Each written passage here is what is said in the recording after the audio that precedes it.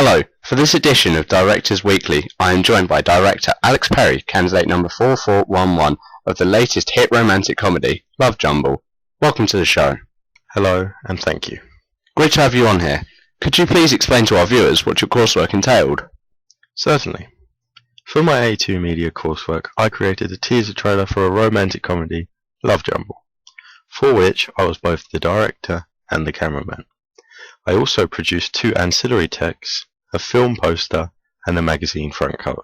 Okay, now that we've established that, could you please explain to us how they all combined well with each other? Well, I will begin by describing my film poster.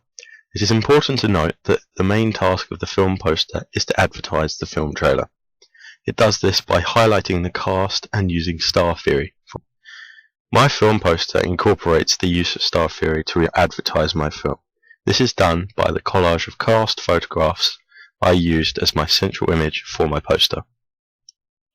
This is because I discovered that most films that have over 3 main characters use a collage on their poster.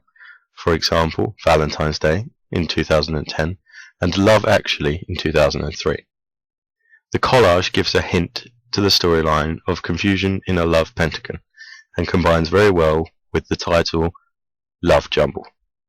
It also works well with our tagline, when a man loves a woman who loves a man who loves a woman who loves a man who loves a man.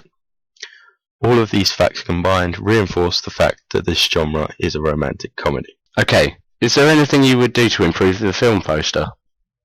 Firstly, I would improve my poster by replacing all of the pictures of the cast and replacing them with pictures of them all looking at the person whom they like in the film. This would help me solidify the meaning of the tagline and help the audience understand the relationships in my film. Right, so that's your poster done. What about your magazine cover? Yes, as you said, my second ancillary text was a film magazine front cover.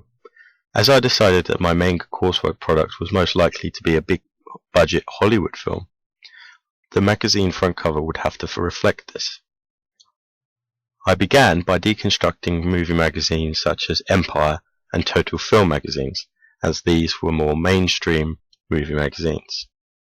One of the first things I noticed that the main focus of the cover is upon the central image, and only the secondary focus is upon the text. This told me that the text is most likely going to be brief and to the point, with the main advertisement being the central image.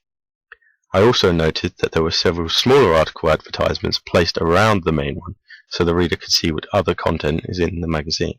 I see. Well, would you please explain how you managed to combine your magazine front cover with your other coursework products? Well, the first thing that must be taken into account is the fact that unlike a film trailer and a film poster, whose tasks are to advertise a single film to a targeted audience, a movie magazine has a much wider audience and does not specifically advertise a single film.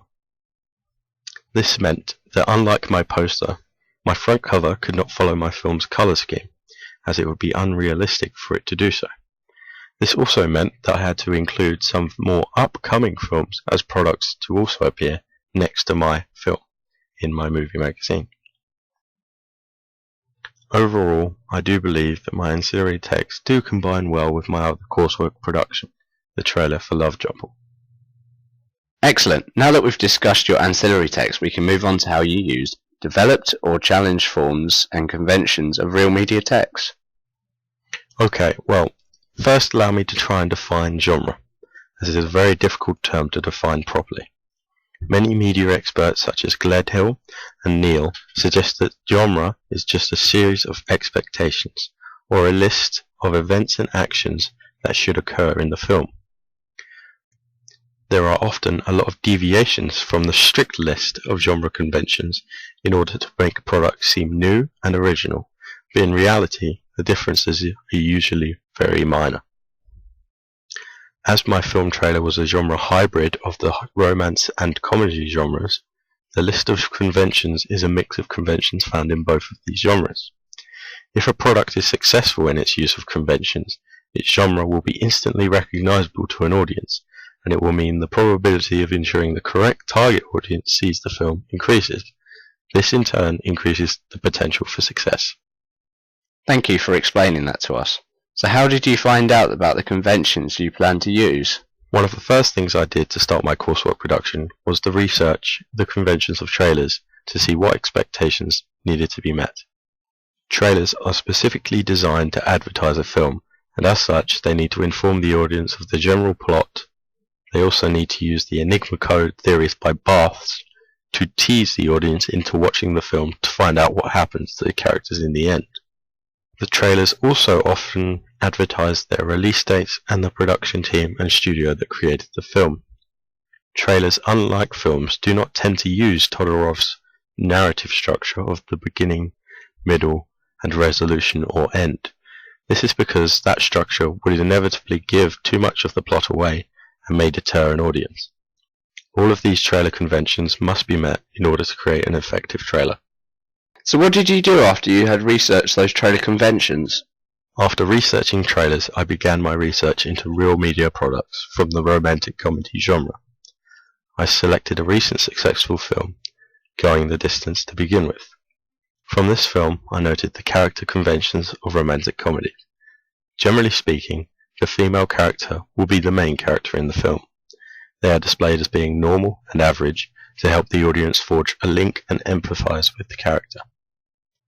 Then there is the male character, who is traditionally well-off and good-looking.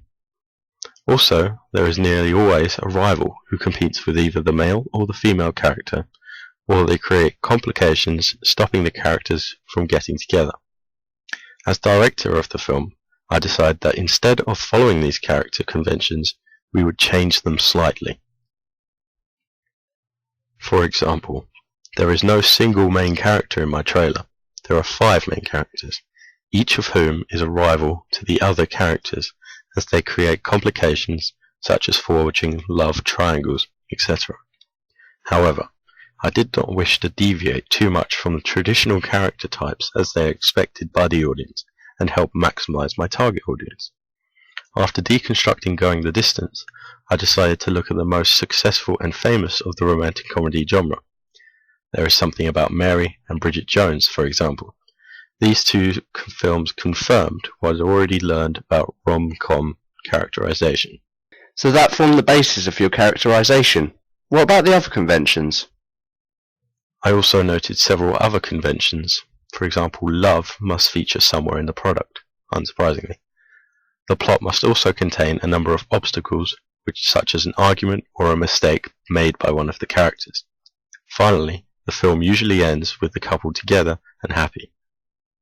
In my product, we did not challenge the convention of love and obstacles to the relationships. However, we did challenge the convention of a happy ending. I decided that only one of the characters gets to what he wants at the end of the film. This is because I wanted to give across the message that only the nice characters should get what they wanted out of the film. I also noted that several locations came up repeatedly. For example, a park and a house setting are very popular conventions in rom-coms. As such, some of our scenes took place in these settings. As cameraman of our film trailer, I also noted there were several camera conventions for rom-coms. The main one is the inclusion of a lot of close-up shots to show the audience the emotions of the characters, which we included in our trailer. There are also conventions for when it comes to sound of the trailer. Diegetic sounds include laughter, and dialogue must occur. And also, most rom-com trailers have a soundtrack, which is usually a light-hearted pop or indie song. Our trailer featured the soundtrack You Need Me by Ed Sheeran, an indie pop song.